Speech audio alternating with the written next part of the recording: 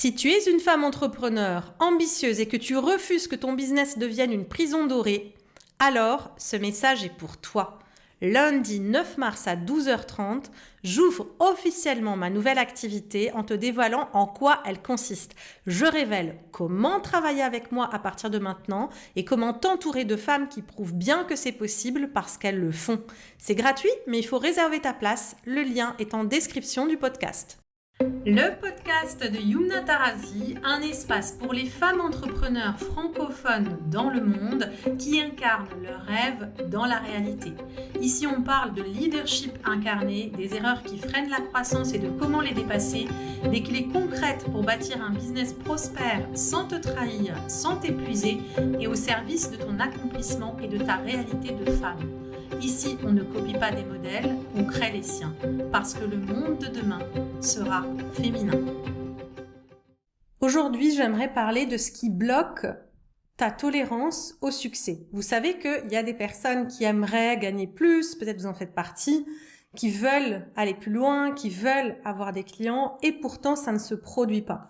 Ça ne se produit pas forcément parce que les stratégies sont mauvaises ou qu'elles font pas ce qu'il faut, mais sans doute parce qu'il y a un système interne qui va pas tolérer. Voilà, tout simplement, qui fait que la constitution intérieure ne permet pas ce succès-là ou n'est pas préparée à ce succès-là.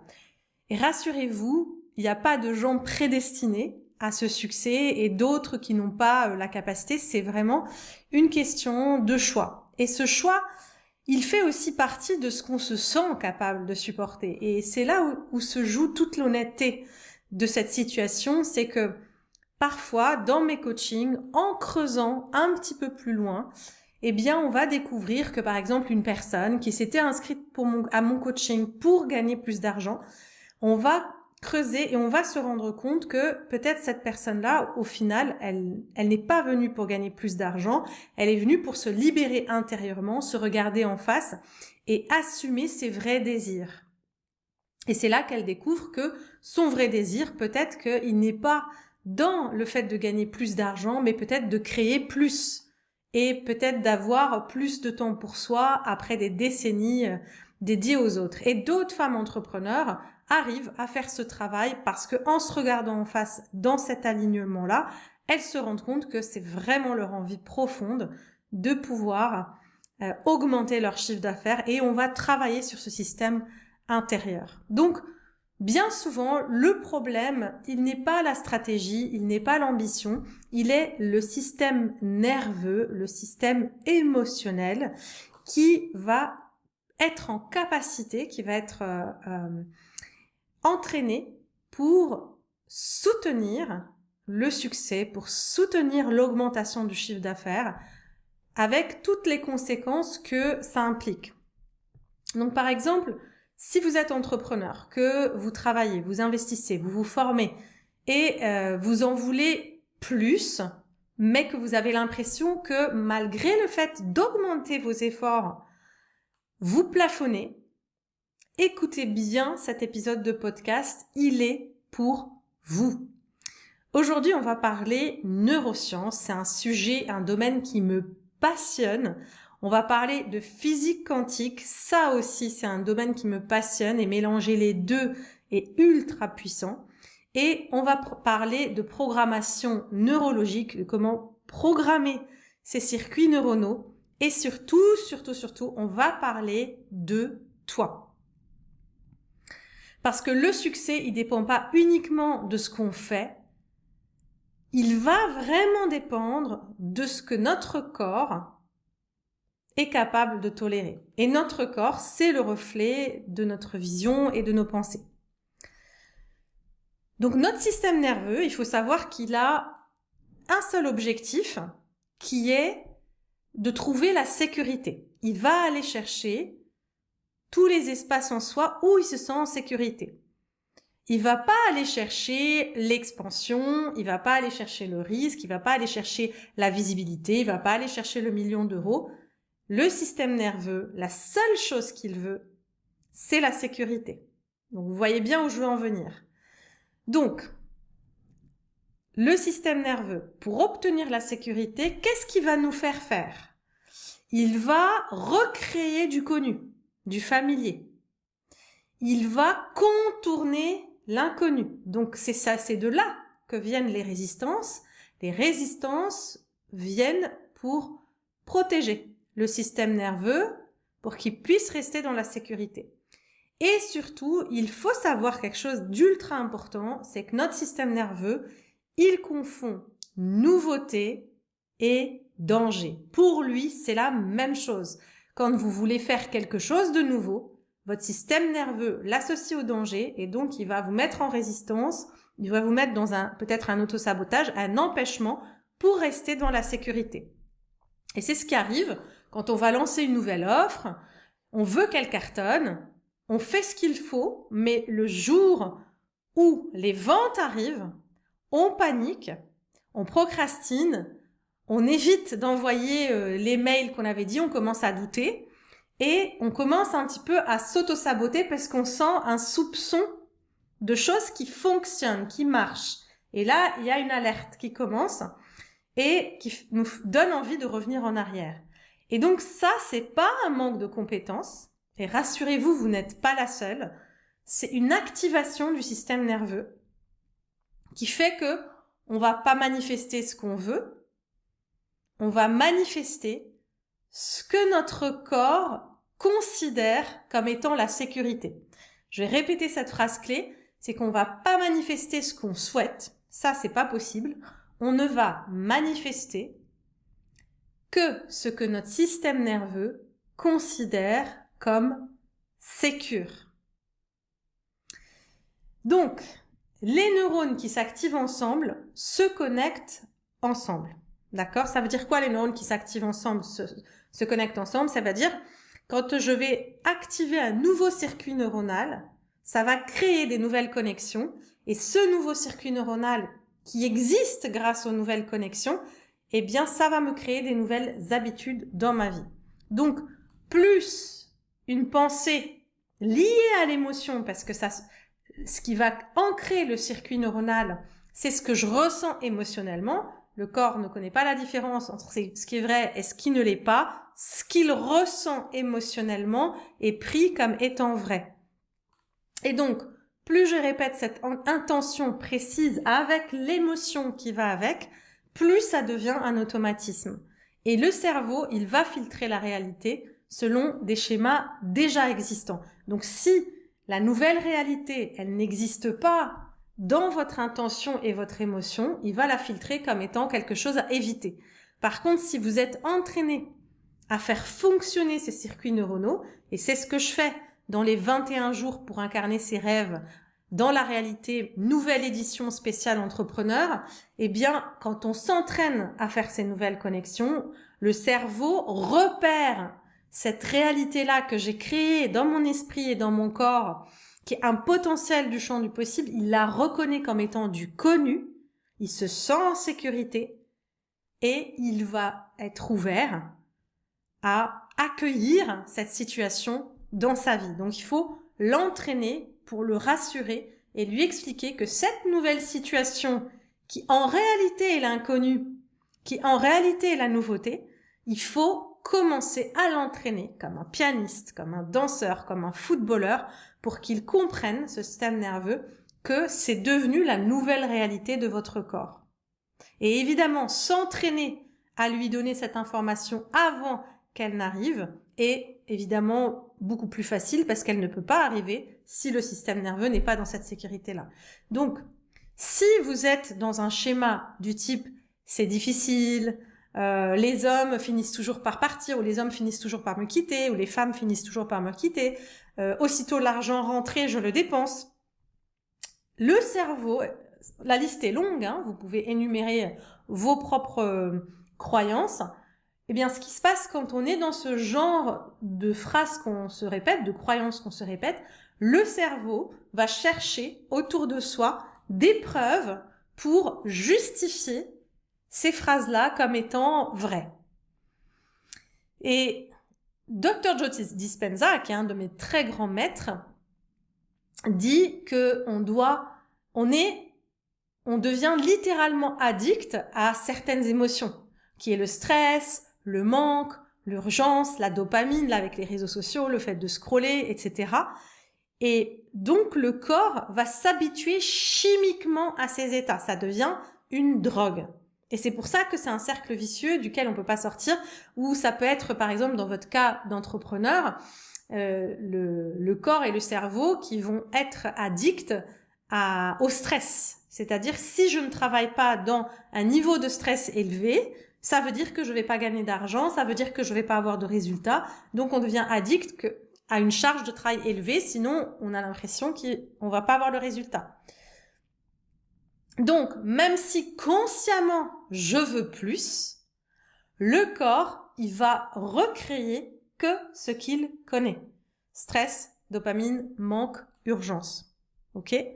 Donc, vous comprenez bien que c'est tout un travail interne pour habituer le corps, l'esprit, le système nerveux à une nouvelle forme de connu qui est non pas un exploit à atteindre, mais la nouvelle norme. Et la nouvelle norme, elle commence dans le système nerveux. Donc la physique quantique, elle nous montre que l'observateur influence l'expérience. C'est pas quelque chose de magique, mais parce que notre état interne influence nos choix. Donc, par exemple, si on prend l'exemple de Greg Braden, il parle de cohérence cœur-cerveau et l'impact des états émotionnels sur notre perception et nos décisions. La cohérence cardiaque, il n'y a pas que Greg Braden qui en a parlé, ils sont beaucoup à avoir parlé de la cohérence cardiaque. Et cette cohérence cardiaque, donc, qui fait que le corps est en homéostasie, il est en accord avec le cerveau, ça va nous permettre de non pas penser fort et espérer. C'est pas penser fort et espérer, ça on est à côté de la plaque, mais ce que ça va nous permettre, c'est de stabiliser cet état interne. La cohérence cardiaque, quand on manifeste ces nouvelles émotions avec une intention claire et une émotion élevée, ça va stabiliser, à force de le répéter, de s'entraîner, ça va stabiliser un nouvel état interne jusqu'à ce qu'il devienne familier, ça veut dire jusqu'à ce que cette nouvelle situation sorte de l'exploit et devienne la norme. L'exploit, c'est je stresse, je me dépasse, je me mets en condition d'adrénaline, etc., de dopamine, d'addiction à ces émotions-là toxiques, on va dire. Et ce qu'on fait dans les 21 jours pour incarner ses rêves dans la réalité, c'est qu'on transforme cet état intérieur en normalité grâce à la stabilité que le corps va trouver dans le fait de répéter régulièrement cette intention claire avec cette émotion élevée qui vont connecter les nouveaux circuits neuronaux. Donc tout ça va orienter. Donc l'énergie, elle attire pas. C'est un travail scientifique. Aujourd'hui, ça a été prouvé scientifiquement. Aujourd'hui, il y a une forme de spiritualité. On parle de prière.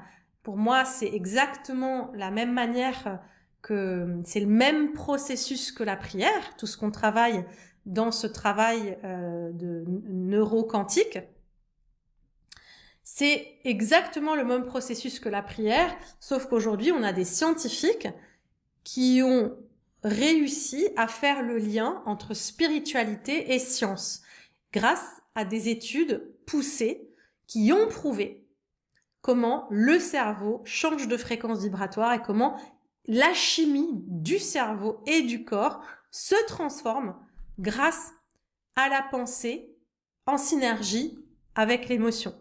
Donc, on n'est plus dans quelque chose de magique où l'énergie va attirer des choses. L'énergie, elle va orienter. Comprenez, l'énergie, c'est pas un aimant. L'énergie, elle oriente. C'est comme là où je mets mon attention, l'énergie va suivre. Donc, l'énergie, c'est comme un vecteur, c'est comme une flèche que je vais envoyer pour prendre des décisions, pour prendre des risques, pour élever mes standards, pour ma nouvelle rencontre ou ma relation amoureuse, pour surtout ma manière de vendre.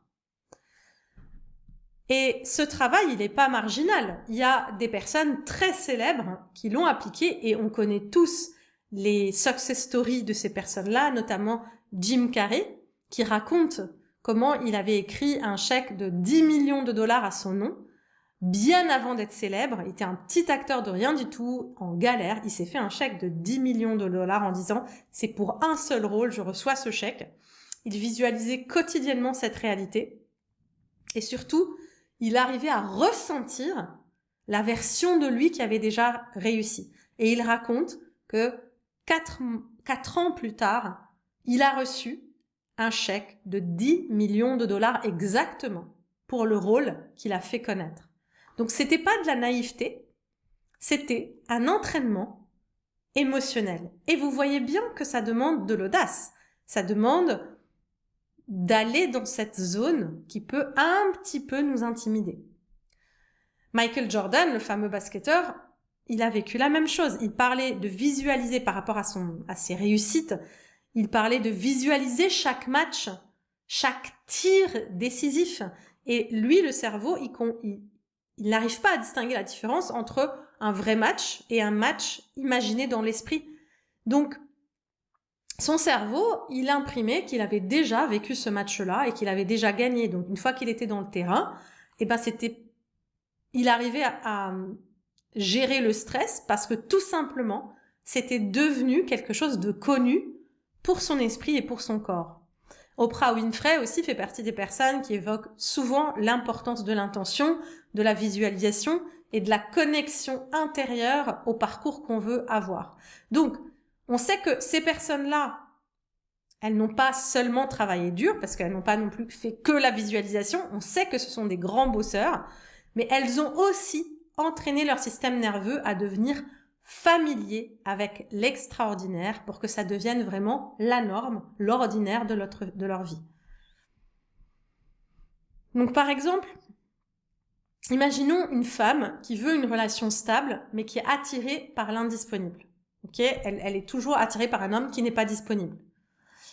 Une entrepreneur qui veut dépasser les 10 000 euros par mois, mais dès qu'elle s'approche, qu'elle est à 7 000, 8 000, 9 000, hop, il y a un autosabotage.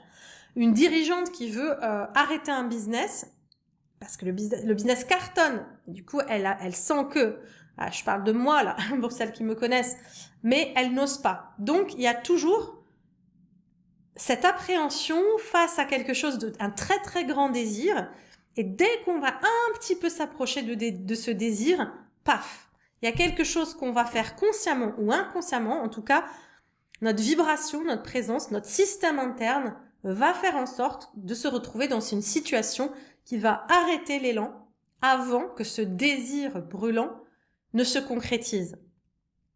Donc si le problème là-dedans, c'était pas l'ambition, mais le seuil de tolérance au succès. Vous voyez, c'est de ça dont il s'agit quand on parle de seuil de tolérance au succès.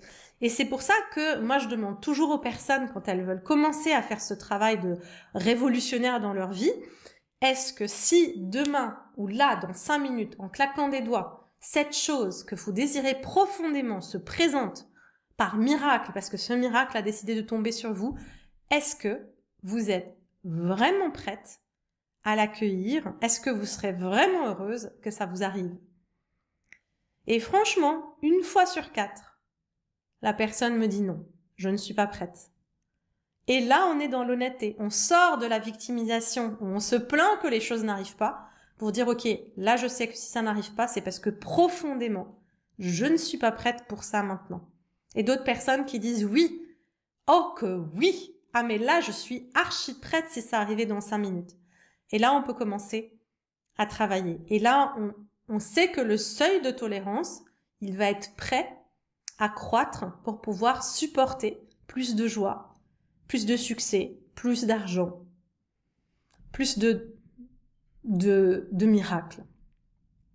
Donc, la répétition, le fait de s'entraîner de manière répétée va créer ces nouvelles connexions neuronales et le corps, il va apprivoiser grâce à l'expérience répétée. Ce qui fait que la méditation guidée telle que moi je l'enseigne va permettre d'installer un nouvel état qui va dilater et amplifier notre seuil de tolérance au succès. Donc ces 21 jours pour incarner ses rêves dans la réalité vont commencer concrètement le 20 mars 2026 à l'équinoxe du printemps. La bonne nouvelle, c'est que les 3 premiers jours sont entièrement gratuits et seront menés en live. Et ensuite, celles qui voudront aller plus loin pourront continuer le processus avec l'intégralité du cycle jusqu'au 9 avril 2026. Donc, régulation collective du système nerveux et le fait de méditer en groupe, ça amplifie cette stabilité qu'on va rechercher. Donc, on n'a pas du tout besoin de comprendre les neurosciences et tout ce qu'on a besoin, c'est de répéter ce nouvel état et chaque méditation, chaque semaine aura son propre thème. Vous allez voir, pour celles qui connaissent déjà mes 21 jours pour incarner ses rêves dans la réalité, vous allez voir que c'est une V2, c'est un tout nouveau cycle spécial entrepreneur, entièrement twisté pour les femmes entrepreneurs ambitieuses qui veulent élever leurs standards, qui veulent plus de résultats. Parce que j'ai remarqué que bien qu'il y ait des méthodes bien, on va dire, pragmatiques et des méthodes très terre-à-terre pour créer son business, il y a des femmes que même en appliquant à la lettre tout ce qui fait qu'un business devrait fonctionner, il y a quand même quelque chose qui fonctionne pas parce qu'il manque justement l'apaisement du système nerveux et il manque cet espace où on se dit c'est pas un exploit, c'est la normalité. Parce qu'avec les histoires de chacune, il peut y avoir beaucoup d'histoires de burn-out où on va se dire ok, croissance du chiffre d'affaires égale travailler plus égale épuisement. Et ce travail-là nous permet justement d'aller programmer notre être tout entier pour que ces objectifs qu'on veut atteindre puissent avoir lieu de manière facile, ludique, légère. Et on n'a jamais été aussi, on va dire, assuré que ce travail intérieur porte ses fruits.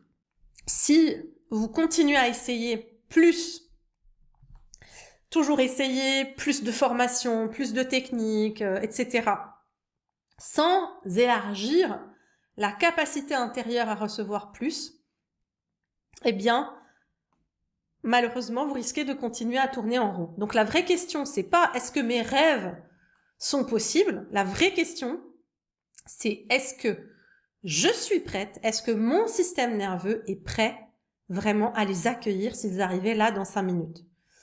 Donc là, ce que j'ai envie de vous inviter à faire, c'est que si cet épisode vous parle, partagez-le à d'autres femmes entrepreneurs.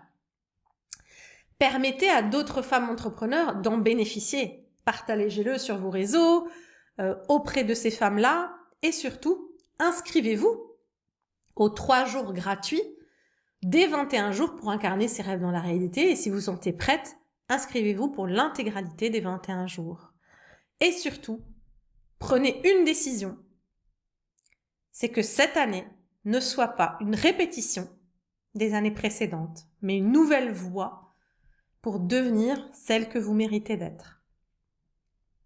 Si cet épisode vous a plu, merci de laisser 5 étoiles et un commentaire sur la plateforme préférée de votre choix, ce qui permettra au podcast d'avoir plus de visibilité et d'être mis en avant par la plateforme. Merci infiniment pour cela.